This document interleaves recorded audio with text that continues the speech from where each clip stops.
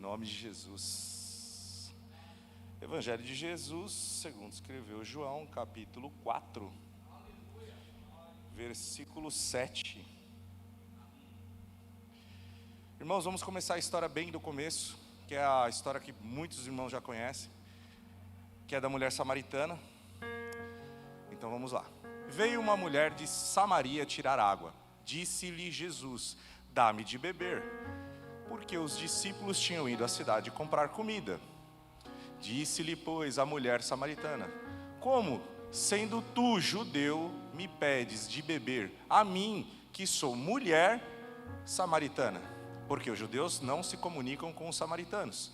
Jesus lhe respondeu e disse-lhe: se tu conheceras o dom de Deus, e quem é que te diz, dá-me de beber, tu lhe pedirias, e ele lhe daria água viva. Disse-lhe a mulher: Senhor, tu não tens com o que tirar o poço, e o poço é fundo. De onde, pois, tens a água viva? És tu maior que nosso pai Jacó, que nos deu o poço, bebendo ele próprio dele, e os filhos e o seu gado?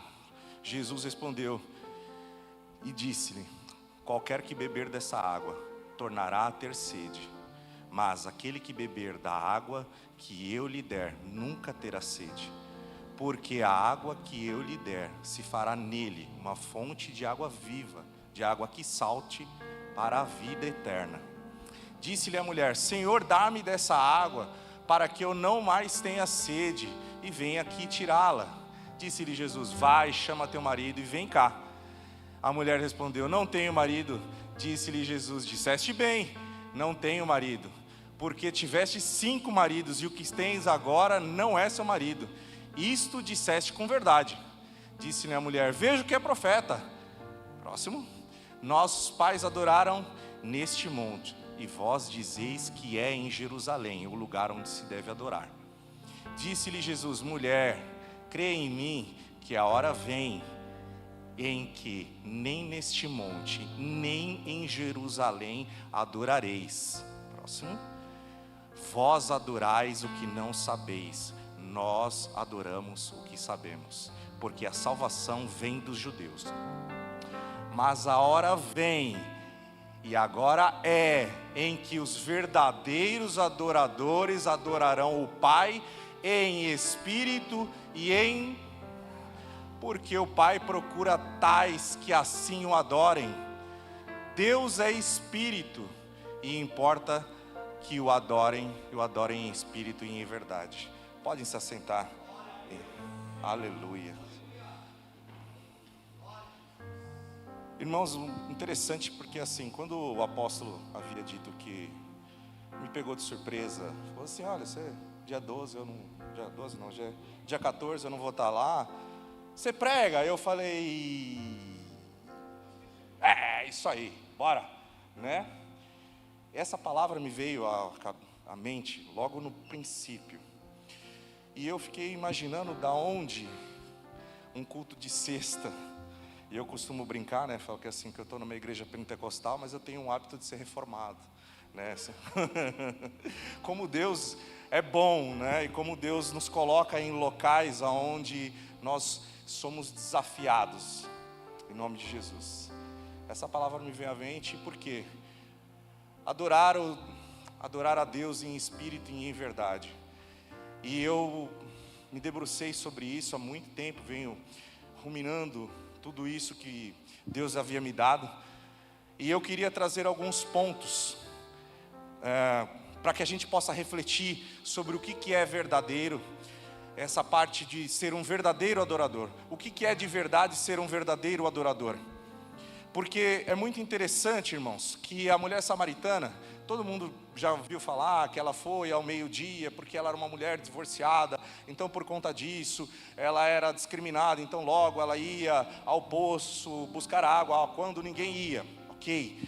Mas uma parte muito interessante é que ela levanta uma questão teológica, literalmente, porque ela pergunta assim: olha, nós samaritanos, que não nos damos com vocês, são judeus, nós adoramos a Deus aqui nesse monte. Vocês dizem que é em Jerusalém. E Jesus diz para ela assim: é verdade, o correto é que se adore em Jerusalém. Mas chegou um tempo, e o tempo é agora, ele diz a ela, que os verdadeiros adoradores adorarão o Pai em espírito e em verdade. E em espírito e em verdade, porque Deus é espírito e convém que os adoradores o adorem em espírito e em verdade. Aleluia.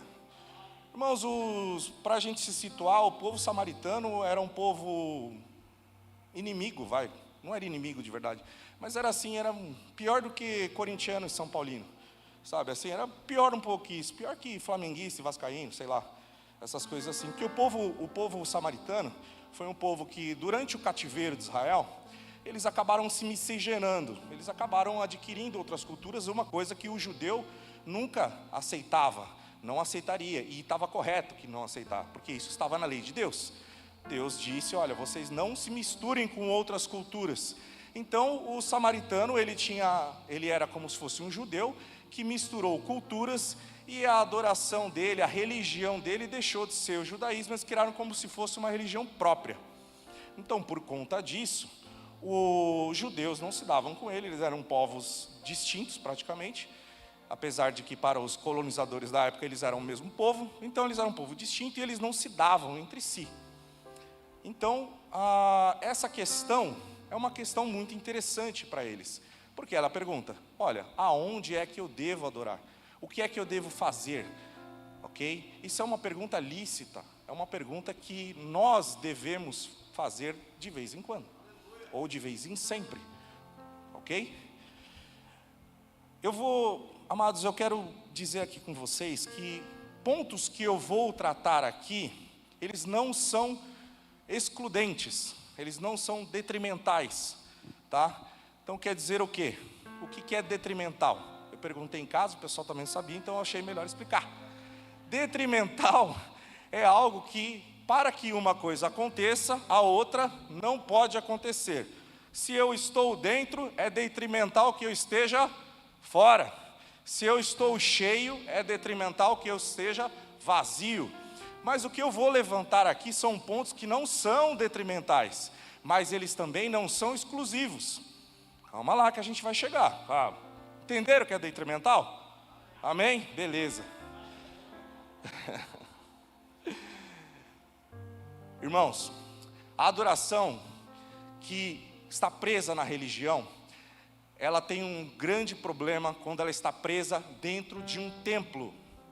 E essa é uma pergunta muito interessante, é aqui que Jesus vem e puxa as coisas para fora, ele eleva o sarrafo, ele sai da religiosidade comum da época, e ele vai para um ponto onde as pessoas não estavam habituadas. Por quê? Porque nós somos seres humanos, e seres humanos nós temos o hábito e o costume de nos apegarmos a coisas que nós podemos ver, a coisa que nós podemos tocar e a coisa que nós podemos sentir. Então, quando Jesus diz para ela: olha, vocês vão adorar em espírito e em verdade, ele quer dizer: a sua adoração não está presa no templo. A sua adoração, ela não está presa em um quadrado, ela não tem mais geografia, ela não tem mais tempo, ela não tem mais hora, ela acontece aonde você está. Ela deixa de ser um local e passa a ser uma pessoa, e o melhor ainda, passam a ser duas pessoas, você e o Espírito de Deus que habita em você, em nome de Jesus.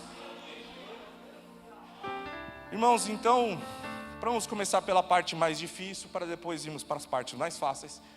A parte mais difícil é quando a gente levanta quais os problemas que nós temos com a adoração que é exclusivista, que é aquela adoração, ou melhor, a religiosidade que ela está presa dentro de um templo, ok? A religiosidade que está presa dentro de um templo, ela é carente de geografia, ela precisa de um local, ela é carente de um ambiente, e o pior, e muito mais recente, ela é carente muitas vezes de sensações. Então, irmãos, local, música, cultos específicos, campanhas. Se nós nos apegarmos única e exclusivamente a esse tipo de adoração, nós seremos pequenos e nós seremos muitas vezes religiosos. Nós não deixaremos o Espírito de Deus que fluir na nossa vida. Já explicando a parte detrimental, eu não estou dizendo que não devemos vir à igreja, eu não estou dizendo que nós não devemos louvar a Deus, e aleluia, e glória a Deus quando nós fazemos esse tipo de coisa. Mas, e não estou dizendo também que nós não devemos ter as sensações que Deus provoca em nós, mas nós não podemos estar presos a isso, porque senão nós encaixotamos Deus dentro de um local, que é a minha forma de adorar a Deus, e esqueço que Deus é infinito, que Ele é todo poderoso, todo onisciente, onipotente, onipresente, e eu esqueço das outras partes da minha vida. Corro o risco de ser uma pessoa que está encabrestada em um local, da onde eu vou, adoro a Deus ali naquele local, e volto para a minha vida como se nada fosse. Eu venho aqui, eu fico cheio do Espírito Santo, eu louvo a Deus, eu falo em línguas, eu profetizo, eu oro e falo, depois eu volto para minha casa, eu desligo a chavinha de crente, eu volto para minha casa, e tá tudo bem, e ok, e beleza, domingo que vem eu estou de volta, até mais, falou, entendeu? Esse tipo de adoração é uma adoração ou uma religiosidade que é fechada. E espírito e em verdade não é isso. Quando em espírito e em verdade eu busco a Deus, Ele começa a entrar em áreas da minha vida, Ele começa a incomodar a minha existência, Ele começa até muitas vezes a incomodar a minha paciência. Por quê? Porque eu não estou fechado em um local, porque eu não estou preso a um tempo, eu não estou preso a um horário, eu estou preso no Espírito de Deus que está dentro de mim, dentro de você, para que nós não limitemos o poder de Deus na nossa vida. Um exemplo, meus amados, esse exemplo eu escutei ainda ontem, o povo do deserto. O povo do deserto, o povo do Êxodo, o povo de Moisés, viu coluna de fogo à noite, uma nuvem que os acompanhava durante o dia. Eles viram o mar se abrir na frente deles. E ontem,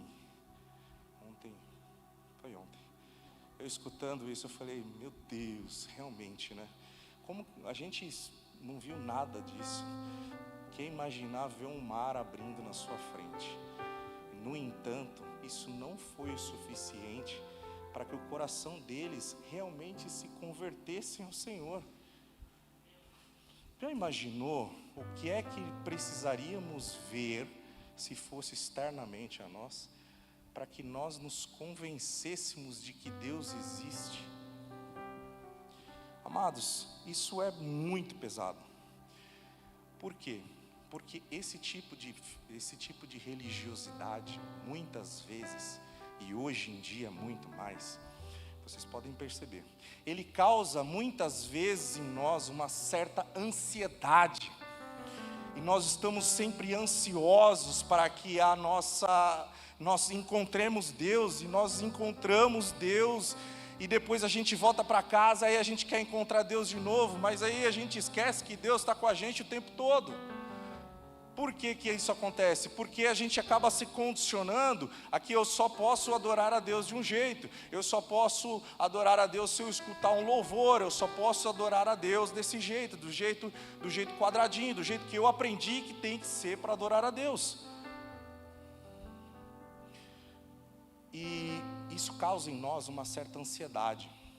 Então, por exemplo, você começa a segunda-feira já pensando no culto de sexta, e amém.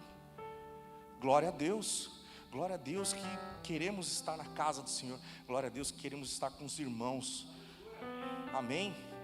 Mas eu não posso pensar dessa forma. Da última vez que eu fiz uma citação aqui, O pessoal de casa achou ruim, porque eu falei do Mano Brown. Mais especificamente uma filha aí. Então dessa vez eu decidi subir o sarrafo um pouquinho, né? Segundo o rapper Oruan, mentira, meu Deus, acho que a live até cai. Mentira, pelo amor de Deus. Segundo C.S. Lewis, amém. No livro dele, Cartas do Diabo a um Seu Aprendiz, ele levanta algumas partes muito importantes dentro do livro, as mais conhecidas, é claro. Uma delas, que ele diz ao seu aprendiz, como se fosse o diabo dizendo, ensinando, né, a um aprendiz, ele fala assim da manipulação do tempo para a fuga do presente. Irmãos, eu não sei se vocês já passaram por isso. Quando você está num lugar, mas não está naquele lugar. O quanto é difícil hoje em dia sermos íntegros. E o que é ser íntegro? É eu estar naquele local, presenciar aquele local, curtir aquele local, estar com as pessoas daquele local. O que me acontece recorrentemente? Eu estou no local, mas estou com a cabeça em outro lugar. Eu estou no trabalho pensando que eu estou na minha casa. Eu estou na minha casa pensando que eu estou no trabalho. Eu estou na igreja pensando que eu posso estar no trabalho ou na minha casa. Eu estou na escola pensando que eu deveria estar lá fora. Nós nunca estamos íntegros, nós não estamos no local, nós não estamos aonde devemos estar. Que onde você deve estar? Aonde você está agora. Amém. Você não pode estar aqui pensando estar em outro lugar. E isso hoje em dia é muito mais comum do que a gente imagina. Por quê? Porque estamos em ciclos de ansiedade o tempo todo. Então eu não posso estar aqui, eu já tenho que estar pensando o que está acontecendo ali na frente. Por quê? Porque me ensinaram que estar preparado, e de fato, estar preparado é algo bom para a vida da gente, amém? Mas eu não posso deixar de viver o presente para viver o futuro. Eu não posso deixar de viver o presente para viver o passado. E essa ansiedade, muitas vezes, ela é impulsionada por essa religiosidade que quer dizer que você só pode orar a Deus, você só pode adorar a Deus dentro do templo, na campanha. Qual é a próxima campanha? O que é que eu vou fazer de amanhã? E não sei o que, e não sei o que lá. E aí eu esqueço que eu estou com Deus o tempo todo. E fazer uma campanha é bênção nas nossas vidas, mas a gente não pode estar preso única e exclusivamente nisso, porque aí eu começo a diminuir o que Deus é na minha vida. Amém? Vou fazer mais uma citação diferenciada, mas não é de nenhum rapper. O professor Clóvis de Barros, que eu gosto muito de ouvir, filósofo e professor, ele costuma dizer, mas ele não disse isso sobre especificamente igreja, sobre esse tipo de ansiedade. Ele fala o seguinte, ele fala: quando você começa a segunda-feira pensando no happy hour da sexta-feira, você não percebeu, mas você está querendo morrer mais cedo. Quando eu penso que a minha semana, ela não está nas mãos de Deus, eu estou dizendo assim: Senhor, ou Ele é pequeno demais, ou então eu só vou ter encontro com Ele quando eu partir, porque hoje eu não tenho. Porque eu saio do culto de domingo, começa a minha segunda-feira e falo: meu Deus, ai, que vida difícil e tal, e não sei o quê. Por quê? Porque estamos habituados nesse ciclo de ansiedade do qual eu tenho que fazer, eu tenho que estar naquele local, eu tenho que estar ali fazendo, acontecendo, tudo aquilo, e eu esqueço que o meu Deus é o Deus do extraordinário. Mas eu sou ordinário, e a maior parte da minha vida, ela é ordinária. Irmão, vamos fazer uma conta bem simples. O dia tem 24 horas. Ok? Eu vou imaginar que você acorde às 6 horas da manhã e vá dormir às 10. Então eu tenho 16 horas por dia. Dessas 16 horas por dia, a maioria de nós passa no trabalho. Ou quem está trabalhando em casa. Mas passamos fazendo coisas úteis durante a maior parte do nosso dia. Depois encontramos com a nossa família. E depois vamos dormir. E depois, no outro dia, tudo começa de novo. Amém? Então, eu queria levantar 3 pontos da nossa vida que são extremamente importantes. E por ordem de importância mesmo. Família, primeiro lugar. Trabalho, segundo lugar. E depois igreja, terceiro lugar. Ordem de importância. Para que a gente agora consiga colocar na prática aquilo que Deus colocou no meu coração sobre adorar em espírito e em verdade. Adorar o Deus nosso em todo o tempo. Em Colossenses 3, 23 e 24, Paulo diz: tudo que fizerem, façam de todo o coração, como para o Senhor, não para os homens, sabendo que receberão do Senhor a recompensa da herança, pois é a Cristo, o Senhor, a quem vocês servem. Irmãos, quando eu penso em adorar a Deus, eu não posso imaginar que eu só adore a Deus louvando, ouvindo um louvor, ou escutando a palavra, ou com um clima de adoração, ou com um clima. Irmãos, de novo, nada aqui é detrimental, pelo amor de Deus. Vamos ser maduros, tá? Pelo amor. Eu estou dizendo que louvor é bom? Claro que é.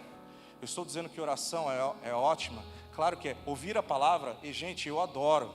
Eu sou viciado em ouvir palavra. Eu, direto e reto, eu estou escutando. Minha família sabe. Assim, eu gosto de ouvir palavra, adoro. Pregadores diferentes, eu gosto muito. Mas aí eu não posso pensar que a única forma que eu vou ouvir a palavra vai ser desse jeito. A palavra de Deus está aqui, à minha disposição.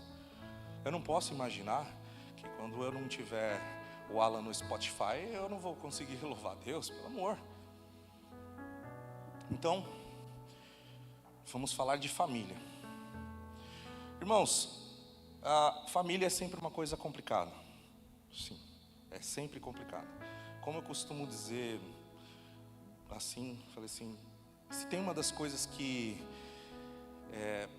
podem amadurecer um ser humano, uma delas é família. Ou pode também derrubar também, né? Ou te leva para o buraco, ou te leva para o céu, ou te leva para o buraco. Irmãos, família é uma coisa complicada, por quê? Eu vou explicar o porquê, é muito simples. Porque dentro da sua família todo mundo te conhece. Aí não tem boi. Não tem como disfarçar, não tem como fazer de outro jeito. Você entrou de cara feia, a mulher já sabe, você entendeu? Você não acordou bem, ela não acordou bem, você também já sabe. Afinal de contas, é difícil saber, é difícil não saber quando elas não acordam bem, né? Diga-se de passagem. Mas, porque a nossa família nos conhece, e lá eles sabem quem nós somos, e lá não tem para onde correr, a não ser que você saia de casa. Em nome de Jesus, não faça isso. Família é muito importante. Família é o presente de Deus para a humanidade. Não é à toa, as maiores investidas do mundo maligno vêm em cima da família, e elas não são literalmente específicas, ou melhor, muito visíveis. A gente tem que tomar cuidado, porque tem muita coisa que está ruindo os pilares das famílias sem que nós percebamos. Mais uma citação. Essa é boa. Pierre Bourdieu, um filósofo francês. Ele fala difícil, mas a gente vai entender. Os circuitos de consagração social serão tanto mais eficientes quanto maior a distância social do objeto consagrado. É difícil, eu sei, eu também li um monte de vezes até conseguir entender isso daí. Mas é mais simples com explicando. Eu vou explicar, que é o que eu acabei de te dizer. Vocês me veem de fora e vocês podem achar assim, tá, ele é legal pra caramba, ele é bom, ele não sei o que lá, de longe até parece bonito. Mas pessoal de dentro de casa, eles estão pertinho. E pertinho é difícil, porque eles veem os erros. Eles veem quando eu chuto o pé da cama, o dedinho. Eles veem quando eu acordo bravo. Eles veem quando falta dinheiro ou quando sobra dinheiro. Então lá dentro, o que me cabe e o que te cabe é ser um verdadeiro adorador. O seu primeiro ministério é a família. Nenhum ministério pode custar isso de você. Nenhum ministério te custa uma família. Não há preço a ser pago por aquilo que Deus estabeleceu, pelo amor de Deus. Não, porque é fácil eu dizer que trabalho não é tão importante quanto família, mas infelizmente é difícil para muita gente dizer ministério não é maior do que família. Família vem primeiro. E é lá que eu sou um verdadeiro adorador. É lá que eu tenho que ser um verdadeiro adorador, irmãos. Aqui na igreja é fácil ser santo. É muito simples. O meu social, o meu cérebro reptiliano, o social dele, quando vê todo mundo assim, tende a ser parecido. Eu tendo a ser parecido. Eu tendo a não falar bobagens que eu falo na rua. Eu sou tendencioso. Como eu costumo dizer, é uma prudência mundana, tá? Porque não é uma prudência que vem de Deus necessariamente. Aqui com os irmãos é fácil ser crente, difícil é ser crente na minha casa. Difícil é ser crente em casa. É difícil, é complicado, porque lá as coisas são verdadeiras. Lá muitas vezes as coisas não saem do jeito que a gente quer. As pessoas que estão lá não necessariamente querem pensar como eu penso. E aí é que o Espírito de Deus precisa estar aflorado dentro da gente. Não pode ser fechado em um local. Ele tem que estar comigo o tempo todo. Eu tenho que estar o tempo todo ali com Deus e falar: Senhor, como é que eu faço? Para onde eu vou? Que decisão é essa que eu tenho que tomar? Eu me calo ou eu falo? E Deus vai te dar esse caminho. Procure, busque Ele o tempo todo. Busque Ele em tudo que você fizer. Busque Ele dentro da sua casa. Busque Ele em todo o tempo. Eu gosto muito também, mais uma, Jordan Peterson. Jordan Peterson para algumas pessoas é bem conhecido, que é um influencer, escritor, conservador. E já há muito tempo que eu tinha escutado essa frase dele. E ele, como é americano, então ele fala assim: você não resolve o seu casamento tomando uma marguerita na praia da Jamaica. Isso acontece de vez em quando. Seu casamento é definido como que você acorda com a sua esposa. Seu casamento é definido como ela te recebe quando você entra dentro de casa. Seu casamento é definido na mesa de café da manhã. Ele é definido na mesa de jantar. Por quê? Porque esses são 80% do seu tempo. É só fazer uma conta. Você vai viajar nas suas férias de casamento, seu aniversário de casamento. Você vai viajar na Natal e todo mundo ansioso para aquela viagem que você pegou as férias e vai gastar o seu dinheiro, vai estourar o cartão de crédito. Mas isso acontece o quê, irmãos? Uma semana? São 365 dias e eu espero resolver a minha família em 15, sendo que a forma com que eu lido com a minha esposa todos os dias, 10 minutos, 20 minutos, meia hora, a forma com que eu lido com meus filhos para ir para a escola, a forma com que eu vou buscar eles, a forma com que eu sento na mesa de jantar, é só a gente fazer uma conta. Então eu não posso, e aí se eu for trazer isso para a nossa vida cristã, eu não posso esperar vir para o culto para que eu tenha que resolver as minhas mazelas aqui. Aqui é local sim de você resolver as suas mazelas, mas você tem que pegar o que é dado aqui e aplicar lá fora, e fazer o Espírito andar com você todo dia, toda hora, todo tempo, para que você olhe para aquela pessoa que está do seu lado, e às vezes dá vontade de dar assim, e você fala: Senhor, me dá graça. Amém. Então, esse é um dos problemas, de que quando eu tenho uma religiosidade que é fechada em ritos, que é fechada em sensações, essa religiosidade que ela é lacrada, ela não convive comigo, ela geralmente fecha quando Deus fecha a porta, e aí fica complicado quando eu não tenho meu secreto com Deus. Amém?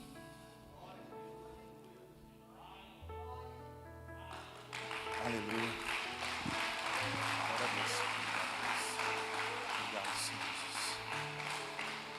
Amados, quando nós estamos num templo fechado, na religiosidade fechada, nós somos também muito fácil de ser manipulados. Podem perceber que esses grandes movimentos, e irmãos, rede social, as coisas mais famosas, elas são deletérias. Por que elas são deletérias? Porque hoje em dia a gente premia o que é mais diferente, a gente não premia aquilo que é mais excelente. Nós premiamos no sentido de que aquilo que aparece mais para nós, aquilo que a rede social bomba, aquilo que dá o hype, isso geralmente é o que é mais estranho, não é o que é melhor, é o que é mais diferente, ok? Podem perceber que grandes movimentos, essas coisas que jogam as pessoas todas para dentro e que não deixam ninguém sair, tem um quê de manipulação. Você não pode fazer isso, você não pode fazer aquilo, você não pode fazer aquilo outro, não vá para outra igreja, não assista o culto, não saia daqui, senão te põe na maldição, é só aqui que você recebe. Irmãos, por quê? Porque a religiosidade que fecha dentro de um templo, ela tem esse quê de controle, infelizmente, tá? Mas em nome de Jesus, você é livre, porque você não serve a um Deus que te prende, que te deixa em um local parado. Você serve a um Deus que é vivo, e esse Deus vivo vai te levar para fora, em nome de Jesus, em nome de Jesus. Segundo ponto, falei de família primeiro, como mais importante. Segundo ponto, trabalho. E como tem jovem aqui, estudo. Irmãos, tem uma anedota, é uma anedota porque não se sabe se é verdade, né? Bem como aquela, pregue em todo tempo, se precisar use palavras, dizem que foi Agostinho de Hipona, né? Ou como quem conhece, Santo Agostinho, mas não tem, tá? Não tem essa referência, de fato. Tem mais uma anedota, tá? Não quer dizer que é mentira, só quer dizer que faz sentido, mas você não tem a referência bibliográfica, que é a anedota do sapateiro e Martinho Lutero. Martinho Lutero foi perguntado por um sapateiro recém-convertido como que ele, sapateiro, poderia fazer para glorificar a Deus com a vida dele. E ao imaginar que Martinho Lutero iria dizer para ele assim: abandone todas as suas coisas, larga aquilo que você está fazendo e venha para dentro da igreja, Martinho Lutero simplesmente disse para ele, falou: olha, faça um bom sapato, cobre um preço justo, não faça nada de errado. Simples assim, irmãos. Qual é a forma em que a maioria de nós, e eu quando digo maioria de nós, eu me incluo, mas eu estou querendo dizer a maioria de nós como igreja cristã, evangélica, protestante, brasileira. Nós chegamos no nosso trabalho, aí a gente fecha a porta e fala assim: Senhor, fica aí para lá de fora, que agora é comigo, tchau. E aí eu vou para o meu trabalho. E aí lá no meu trabalho eu faço do jeito que eu quero, eu vivo do jeito que eu quero, eu respondo do jeito que eu quero. E depois eu saio e falo assim: Senhor, obrigado, meu Deus, fecha a porta do trabalho, tchau. E agora, vida que segue de novo. Bem como nós podemos fazer muitas vezes com a nossa família. Irmãos, quem trabalha, geralmente passa 8 horas dentro de um trabalho, pelo menos, na maioria das vezes. E o que é que eu faço dentro destas 8 horas que não é glorificar a Deus? Se nós tivermos uma cabeça dessa do on-off, eu só glorifico a Deus se eu estou no templo, se eu estou louvando, se eu estou ouvindo louvor e esse tipo de coisa, o que é que eu faço então? Então é melhor realmente eu largar de mão e vou servir. E a Bíblia diz que se você vocaciona mesmo o eclesiástico, né? Se você vocaciona. Servir dentro do templo, boa, uma ótima função você quer, você ambiciona. Mas e a realidade para nós, qual é? A realidade para nós é que dentro do nosso trabalho, eu glorifico a Deus fazendo o quê? Fazendo o que eu trabalho, fazendo aquilo que eu faço. Fazendo aquilo que eu faço, eu glorifico a Deus. Como? Fazendo com excelência. Muito simples. Você glorifica a Deus. Quem é empregado aqui? Quem é empregado? Quem é empresário?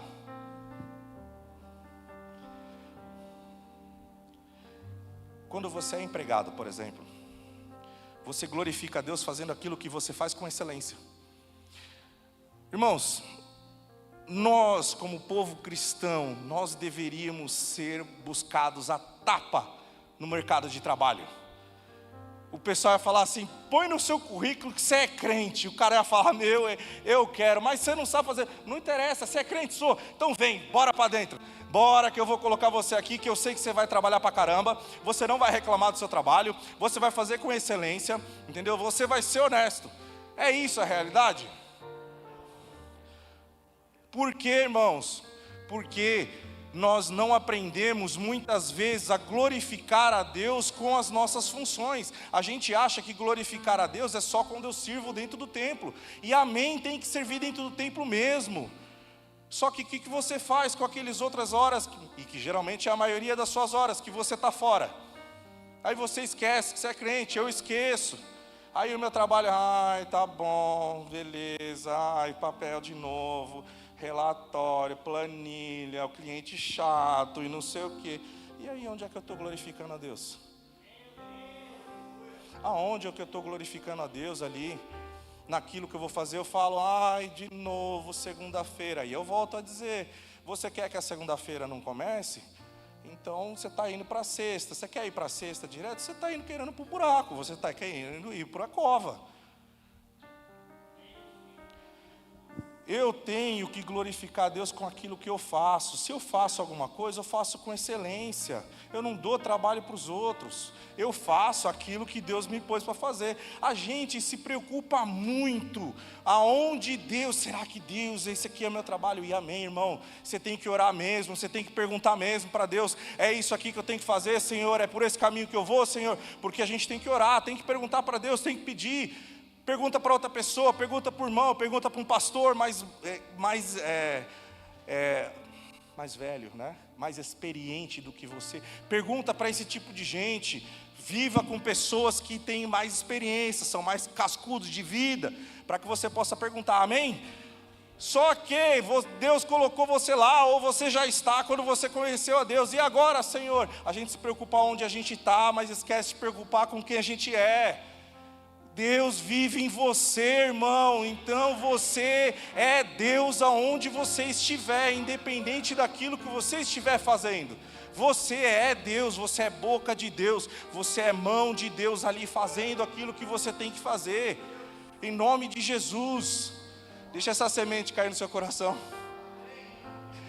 Abra bastante o seu coração para que você possa glorificar a Deus com aquilo que você faz todos os dias, para que o seu ordinário seja extraordinário, para que as pessoas vejam e falem assim, olha, eu já fiz isso, tá? Eu já fiz isso como patrão, tá? É o que eu vou falar, eu já fiz isso. Fala assim, quem que é esse aqui? É o Igrejinha. Eu tinha um funcionário com o Valmir, ele era crente, e eu crente, desviado.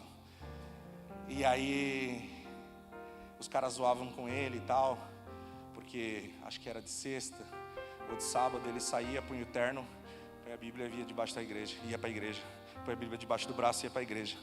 Aí a gente falava assim, é o Igrejinha, nós vamos para o bar, ele vai para a igreja, é um tonto mesmo.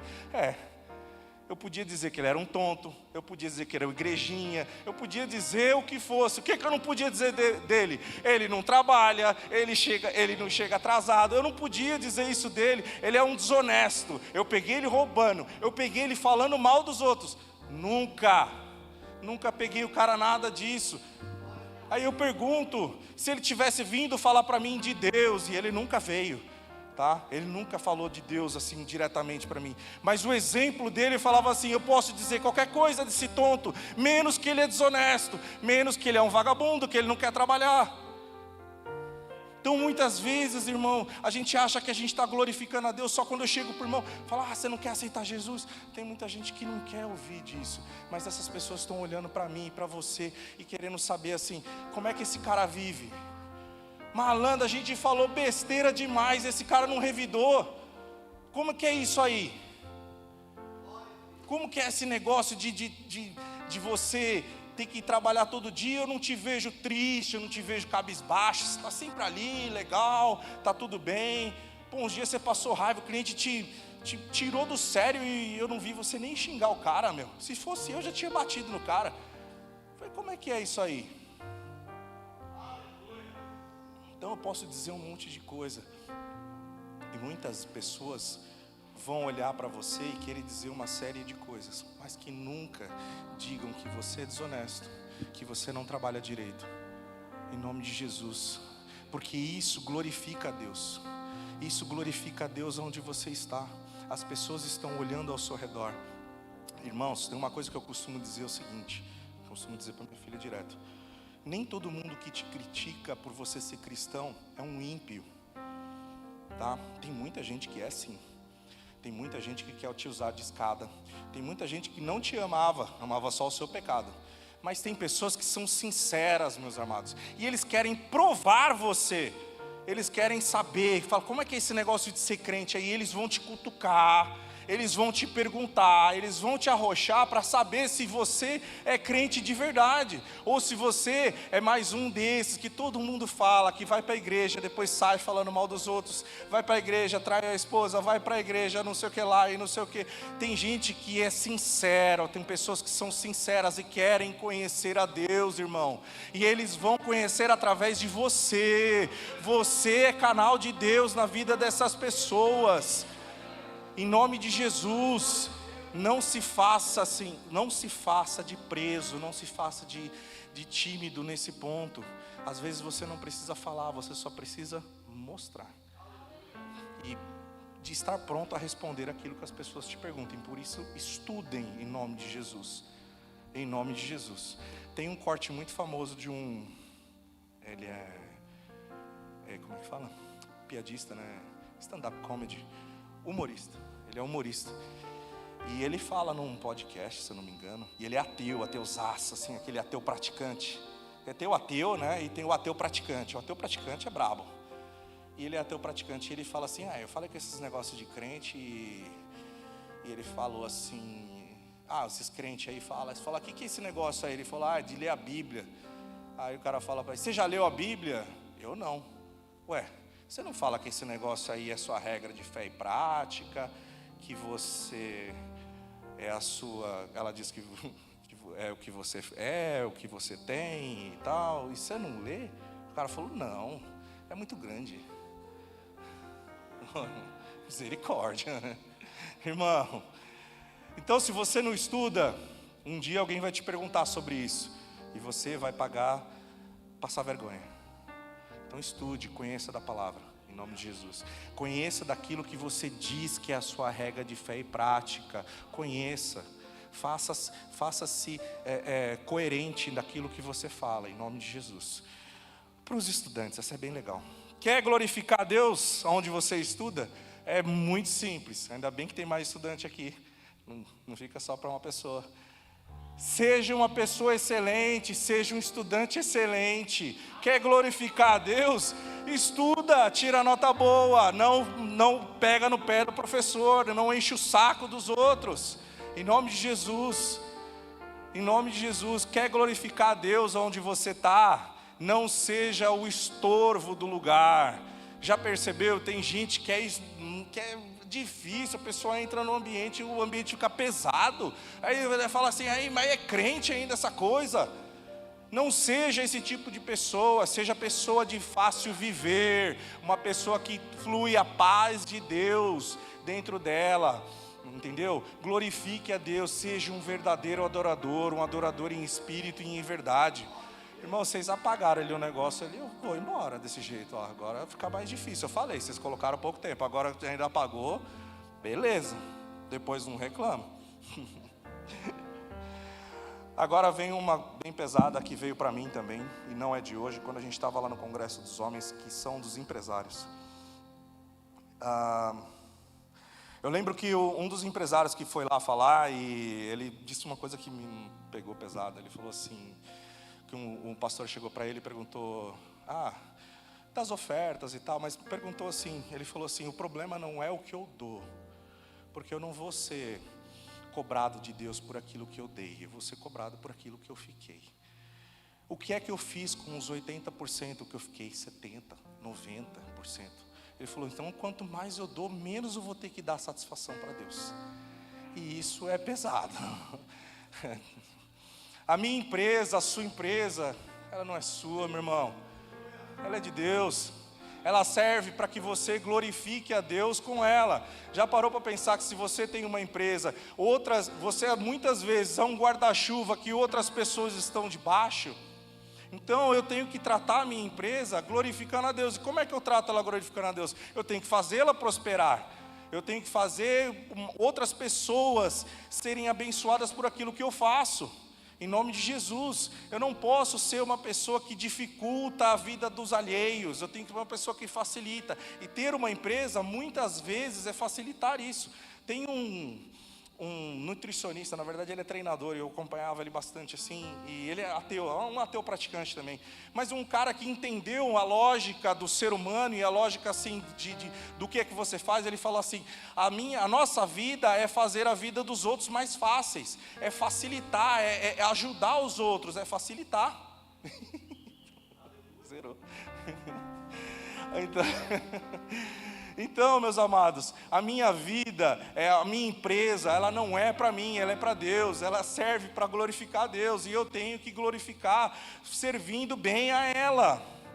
Ela não é minha, ela é feita para que outras famílias, por exemplo, sejam abençoadas dela, e as pessoas que compram os meus produtos ou compram os meus serviços sejam também abençoados deles. E não necessariamente eu preciso ficar lá falando assim, então você já aceitou Jesus hoje? E você conhece Jesus? Muitas vezes quando a gente faz isso, a gente mais afasta as pessoas do que as atrai. Mas uma das coisas que é assim, as pessoas vêm e compram um bom serviço, isso é glorificar a Deus. A pessoa fala assim, que legal, comprei numa empresa honesta, recebi o produto bem, não teve atraso, teve um problema, facilitei. Então, em nome de Jesus, sirva para que você seja um verdadeiro adorador. Em nome de Jesus. Agora nós vamos para o terceiro.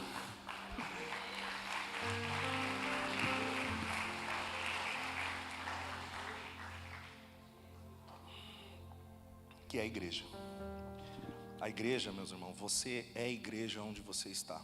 Você não precisa necessariamente estar na igreja para ser igreja. Então você está dizendo que eu posso largar da igreja, que eu não preciso mais disso e tal, não sei o quê. Esquece, irmão, se você está com esse pensamento, você já caiu, volta, se converte de novo, peça perdão para Deus, tá? Que não adianta, não existe, irmão, a não ser que você não possa, se você estiver preso em algum lugar, tudo bem, é você e Jesus mesmo. Mas se você quiser sair fora da comunidade, esquece, irmão, é dentro da comunidade que você aprende, é dentro da comunidade que você está com os irmãos, é dentro da comunidade que você ouve gente mais madura, você ouve gente imatura, você ouve o que você não quer ouvir, você ouve o que você quer ouvir, você ouve pregação, você louva a Deus com os irmãos. Amém? Você é templo do Espírito Santo. Mas quando Paulo disse que você é templo do Espírito Santo, a igreja também, como comunidade, é um templo do Espírito Santo. Então não adianta você pensar, ou eu pensar, que eu já sei mais que todo mundo, que eu já sou iluminado, que eu já posso fazer. Esquece, irmão, esquece, isso aí não é coisa de Deus. Vamos se lembrar o seguinte, o grande pecado de Satanás foi quebrar a hierarquia com Deus, foi querer ser maior do que Deus. Vamos pensar nisso. Eu vejo um monte de gente, muitas vezes me aparece dos desigrejados. Tem os desigrejados, irmãos, que são desigrejados porque foram feridos, porque foram abusados por lideranças más e tal. Ok, mas tem os desigrejados que falaram assim, então agora eu faço a minha própria religião, agora eu ouço a Deus, leio a Bíblia, mas eu não estou com esses negócios de estar com os irmãos. Esquece. Esquece, isso aí quer dizer que eu e você não entendemos nada sobre o que é ser igreja, sobre o que é ser comunidade, irmãos. Esquece, isso aí não existe. Eu vi um cara que ainda fala assim, não, eu percebi que a igreja não é Deus, Deus não é a igreja, que o que Jesus Cristo ensinou e a igreja são coisas diferentes. Eu fiquei pensando, você não leu Atos, né? Não leu Atos dos Apóstolos. Que lá no começo de Atos dos Apóstolos, se você ler prestando atenção, você vai ver que teve quebra-pau, irmão, teve gente brigando, os judeus, os gregos, e era gente quebrando pau, e o poder de Deus descendo, entendeu? E Deus teve que mandar a perseguição para lá, porque estava todo mundo no clubinho, estava muito bom. Deus manda perseguição, a igreja vai expandindo. Então você percebe que na prática é gente com gente, e gente com gente dá atrito, dá BO, dá coisa ruim, mas o que acontece? A gente tem o Espírito de Deus na nossa vida, que é maior do que tudo isso, é muito maior, e Ele é na minha vida e na sua vida, para que eu e você consigamos resolver todas as nossas pendengas, para que a gente consiga resolver e conviver com gente que a gente não gosta, porque a verdade é essa, irmãos. E para fingir que está acabando, eu lembrei quando estava debruçado sobre fazer esse escopo, essa pregação, uma coisa que aconteceu esses dias em casa, e ainda bem que a pessoa da qual a gente vai falar está aqui, então ela vai saber que a gente não vai falar mal dela. Ariano Suassuna, aquele cara que escreveu O Alto da Compadecida, que é uma bela obra de arte, diga-se de passagem, ele diz que, eu falo isso direto também, fala assim que é muito feio a gente falar mal da pessoa na frente dela, que o certo é esperar ela virar as costas, para que a gente possa falar mal, que é muito mais educado falar mal pelas costas do que para falar mal pela frente. É uma brincadeira, é claro. Esses dias eu e a minha esposa, a gente estava conversando sobre a célula que tem, ou tinha na casa da Bela, sobre as crianças, e aí a Rê falando assim, olha que lindo, ela me explicando, né, falando que a Bela e o Diego explicando para ela tal, as coisas que eles faziam com as crianças e tal, como que era aquela realidade. E aí eu lembrei, irmãos, presta atenção comigo, eu lembrei de um pastor que eu escutava muitos anos atrás, e ele falou um dia que eles foram num congresso na Holanda, um congresso missionário. E aí eles foram passear, né, com os outros pastores lá na cidade de Amsterdã. E sabe que a cidade de Amsterdã é muito famosa por ter duas coisas legalizadas. A primeira, foi uma das primeiras cidades a legalizar o consumo de maconha, e uma das primeiras cidades também, ou países, a legalizar a prostituição. E a prostituição lá é vitrine, você passa na rua, ou passava, não sei se ainda é dessa forma, passava na rua e as mulheres ficavam lá se exibindo como uma vitrine, então você olhava, via o produto e entrava se queria. E era assim, e eles passando por ali, ele falou assim, um pastor que estava lá com eles, fez uma piada, e nessa piada todo mundo riu, foi automático assim, todo mundo riu. E entrando no centro missionário, tinha uma frase escrita assim: deixe as coisas que quebram o coração de Deus quebrarem o seu coração. Quando eu e você adoramos em espírito e em verdade, meus irmãos, é impossível, irmãos, você vê a destruição alheia e não se compadecer com isso, irmão. Irmãos, não tem como a gente ser feliz plenamente. Muito se fala dessa felicidade plena, mas é impossível eu imaginar que eu vou ser feliz onde tem um mundo que crianças são prostituídas, onde tem um mundo que famílias são destruídas. E aí a gente pensa assim, é falta de dinheiro. Não é, irmãos, paradigma quebrado já. As pessoas têm dinheiro, mas não têm estrutura para aguentar. Crianças largadas pela rua. Tem alguém agora, enquanto a gente está aqui dentro, bem confortável, eu falando, todo mundo ouvindo, tem alguém que está morrendo de overdose, irmão. Tem uma menina que está se prostituindo na frente de um celular e nem faz noção disso. Como é que eu vou viver a minha vida numa boa, achando que eu sou um vencedor, enquanto essas pessoas estão por aí? Enquanto tem família destruída, irmãos. Enquanto tem pai abusando de filha, mãe abusando de filho, enquanto tem tudo isso daí por esse mundo, Eu não posso, irmão, imaginar que eu sou cheio do Espírito Santo e não me compadeço com nada disso. Tem uma clínica de recuperação lotada de gente, irmãos, que está doida para sair agora e para usar droga de novo. Não se iluda. Tem um bar cheio de gente bebendo agora, achando que está feliz pra caramba, achando que a vida é isso. Tem um monte de jovem essa altura do campeonato. Hoje é sexta-feira, 9:50.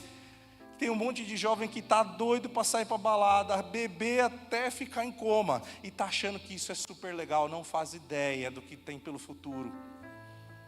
Tem mães, pais destruídos, famílias destruídas. Irmãos, e quem teve a família próxima de ser destruída já sabe o que é isso. Quem já passou por esse lado sabe o que é isso, consegue saber.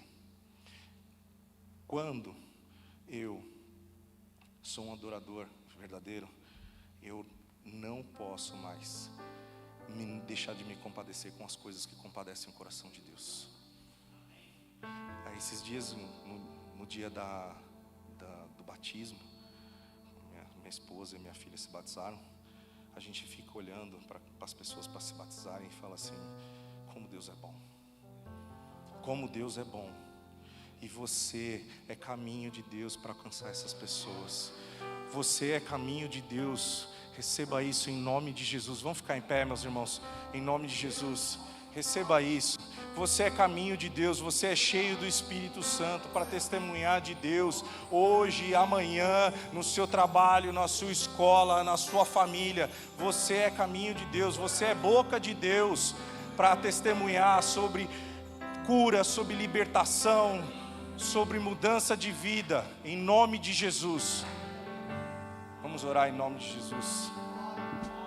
Senhor, meu Deus e meu Pai, muito obrigado, Senhor, por essa palavra. Muito obrigado, Senhor, por tudo que o Senhor tem feito nas nossas vidas. Senhor, meu Deus, que cada pessoa aqui possa compadecer-se do próximo, Senhor, possa compreender, meu Pai, o que é ser um adorador verdadeiro, que adora em espírito e em verdade, em nome de Jesus. Que cada pessoa aqui, Senhor, possa ser boca do Senhor para sobre as vidas das outras pessoas, Senhor, conseguir profetizar, conseguir trazer uma palavra de acalento, uma palavra de aconchego para as pessoas que necessitam.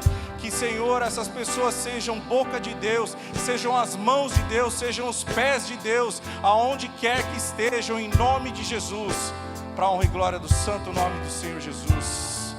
Amém, Senhor. Obrigado, Jesus.